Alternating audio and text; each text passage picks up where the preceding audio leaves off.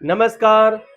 પુરાણ પુરુષોત્તમ માસ, જ્યેષ્ઠ સુદ દસમ અને સોમવાર.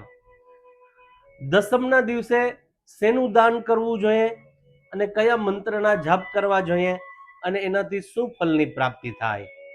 તો દસમના દિવસે શાસ્ત્રમાં બતાવેલું છે કે જવનું દાન કરવું જોઈએ અને જવનું દાન કરવાથી જન્મ કુંડળીમાં શનિની શાંતિ થાય છે.